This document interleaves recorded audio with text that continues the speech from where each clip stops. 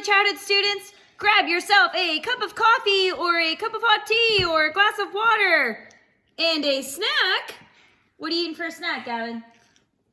Cinnamon sugar toast spread. Cinnamon sugar toast spread. We are gonna learn how to child-proof a house. Let's get started. You can put locks on your cabinets like these.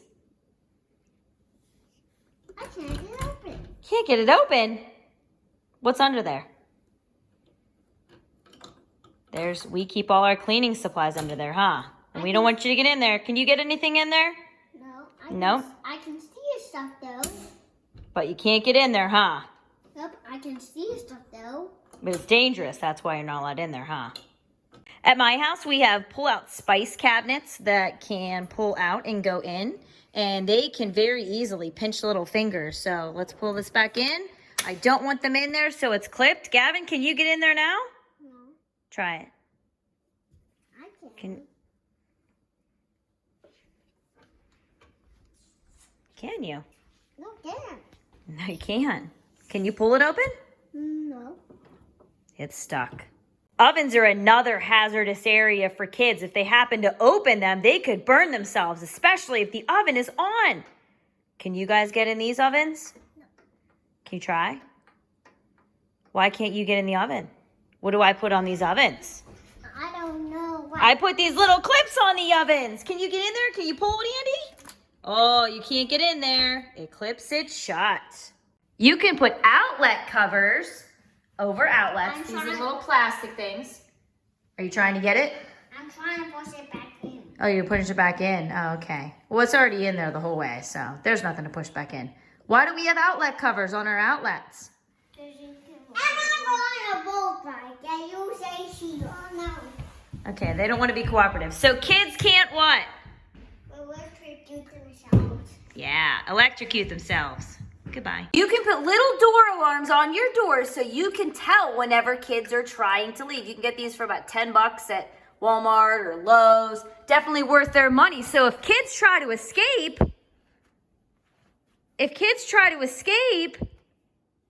are you gonna open the door? Show how it works? Oh, it makes a little noise so we can see where they're at. Get back in here, shut that door. It makes a funny noise. It does. Alarm on our front door as well.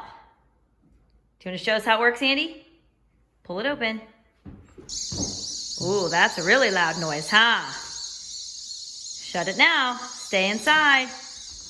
Good job. High chairs and booster seats can be good ways to keep kids safe at the table. As you can see, Andy is in his booster seat because our chairs are high top chairs and we don't want little ones to fall. Make sure that the children are strapped in.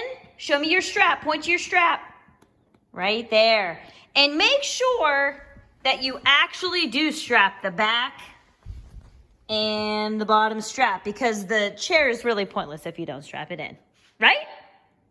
Stairs, baby gates are essential to prevent falls. You need one at the bottom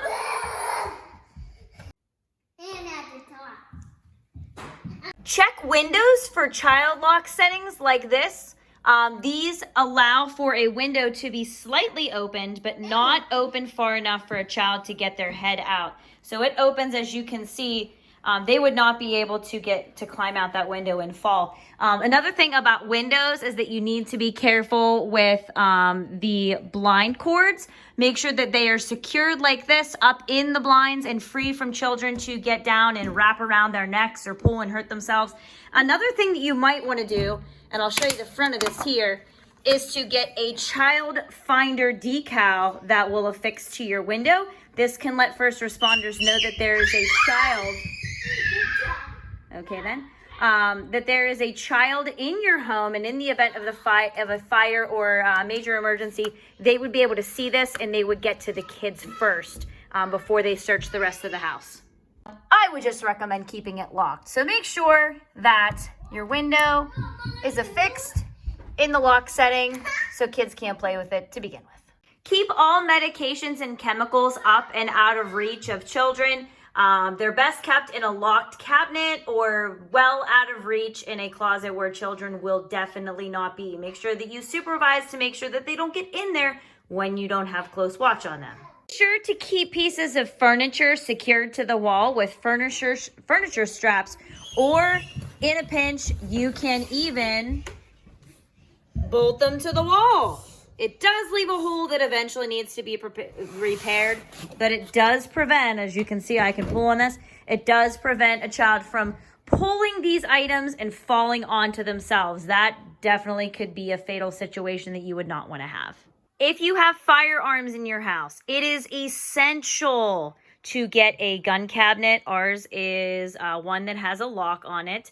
Never assume that just unloading a weapon and putting the safety on is going to prevent a child from using the weapon to hurt themselves or others. So make sure that you keep those unlocked, safety on, and in a locked gun cabinet. Some of you may have doors that lead down to a stairwell, such as an area of a basement. As you see right here, this could be particularly dangerous for little ones who might be starting to walk. Close that up for me, buddy.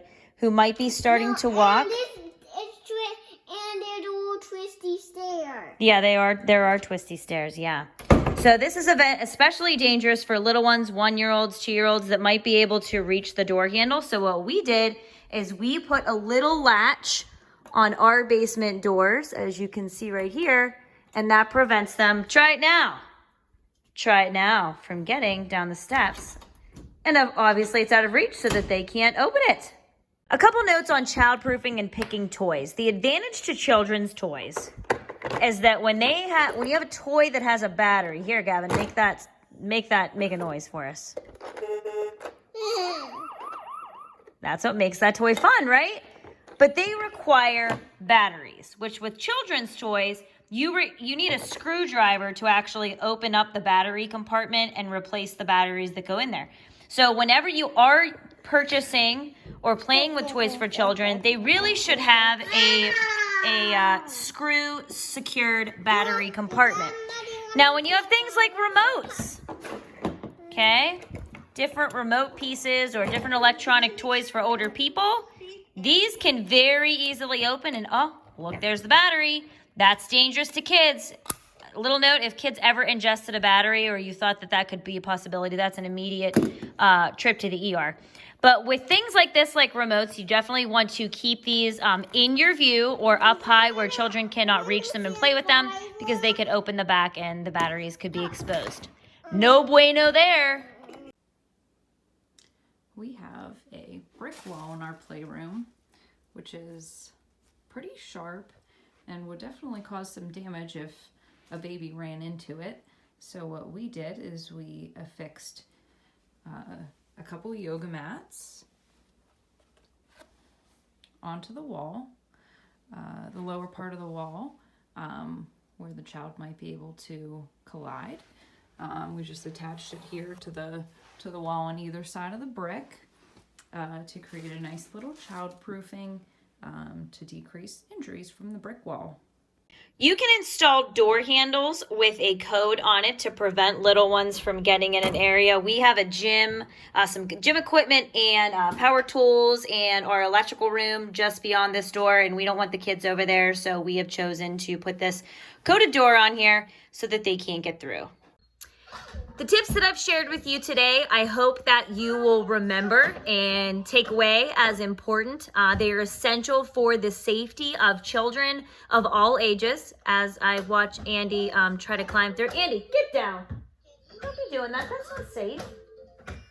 Obviously, supervision is your most way to keep children safe. You have to watch them because they can get into even something that looks like it's not a danger, and they can turn it into a danger, and it can pose a harm to them. So by no means are the tips that I shared with you all inclusive. When you move into your own place or even your home that you live in right now, it's important to assess the dangers that are within a home or a space, because they may be a little bit different than the ones that I have in my home that I've shared with you today.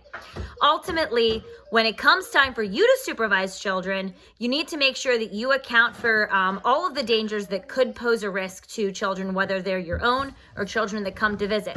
Keep in mind that just because because you don't have children living with you or children of your own today, it doesn't mean that children might not come to visit you. So it's really important that if you have children in the space in which you're living, that you secure it, make sure that you don't have any hazards out within reach or that children could get into. Hope you all have a good day. It's time for me to go play some Play Kitchen. See you later.